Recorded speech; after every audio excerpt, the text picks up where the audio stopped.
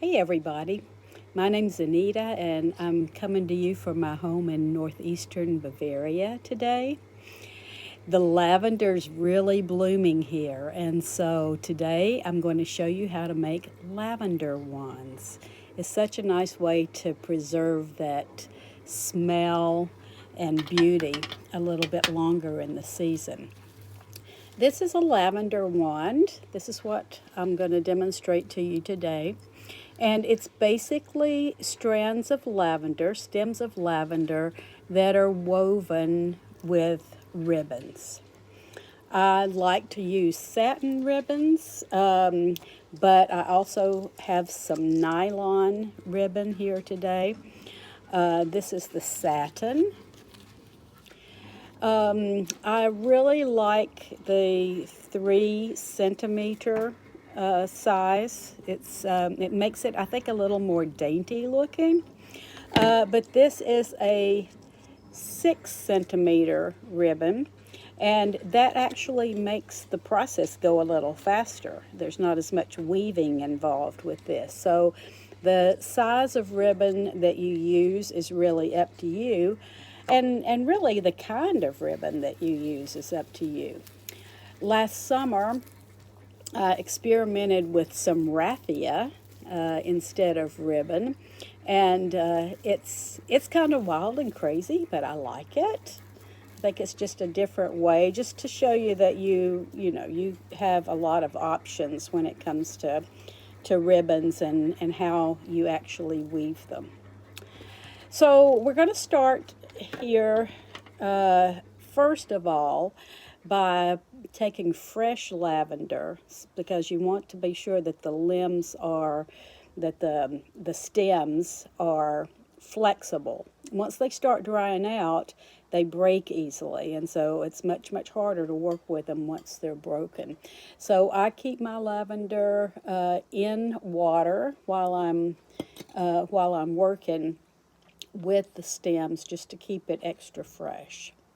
So to start with, what you want to do is take off any extraneous stems from the lavender so that you have just a single stalk, a clean stalk to start with. You can use as many lavender stems as you want to use, but make sure that it's an uneven number. So anywhere between 5 and 13, 15. I've done some with 15. Of course, if you're using more lavender, the wand's going to be thicker in the middle. This is one that I did with 11, I believe. And let me show you one this is one that was done with 7. So you can really see the difference in the size. I'm outside, so you can hear all kinds of machinery. Sorry about that. Okay, so today I've picked out 7 stems, just because it goes a little bit faster with the demonstration.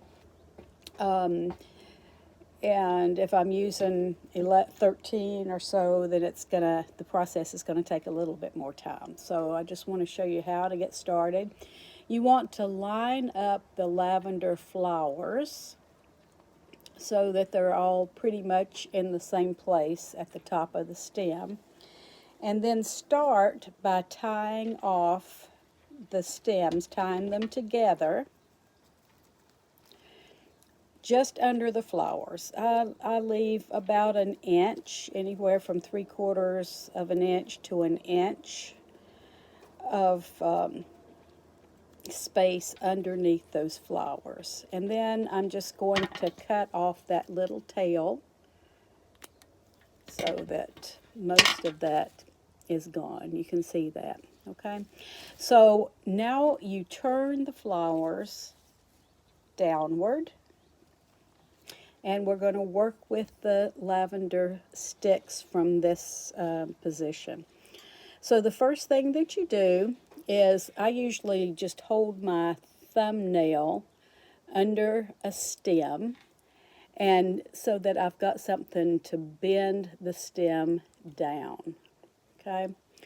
And we're going to do that with all 7 of these stems, one at a time, weaving the ribbon over and under each of the stems. So this one started out as under the stem that I bent down. So the next stem that I bend down, I'll make sure that the ribbon goes over that. The next stem, under, the ribbon is going to lay under. And you want to try to bend down the stems as much as they fall in natural order as you can, so that they all stay relatively straight as you're working through. So I'm just going around over, under, over, under. That one was under, so this one's going to be over. And I'm also going to just take that little tail of the ribbon that we cut a minute ago and sort of hold that down so I'm weaving that into the wand and it won't be sticking up there. Okay, so this one's going under. Now we've got one going over. And then the last one will go under. So you just, doesn't take an awfully lot of concentration, but you do want to pay attention, especially if you're working with more than 5 or 7 stems. You want to make sure that you are doing this in the right order. I've had to take lots of them apart, you know, and when I've made a mistake, I'd be talking and not really paying too much attention. So it's not a big deal if that happens. Just go back and take the ribbon out and sort of start back over again. Okay, so I'm just going to work my way down all the way to the bottom of the flowers. So you can see here now sort of what we're doing. And I have one that's a little farther along in the process. So I'm almost to the bottom of the flowers, so I'm just going to finish that off so I can show you how to tie this up at the end. And so here we are, just right at the end. Remember, this one was with 7, so it's relatively thin, but it smells wonderful.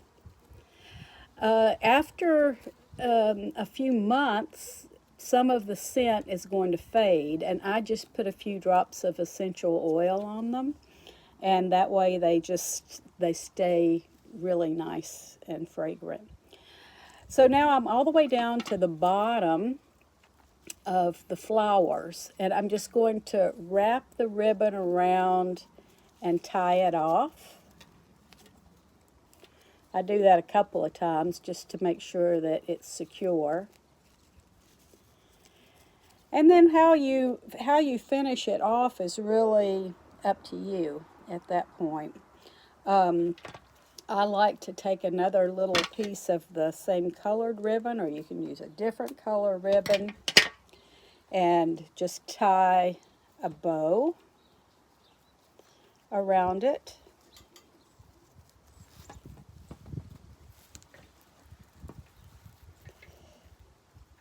I only had some of these little yellow satin flowers, but they come in all colors.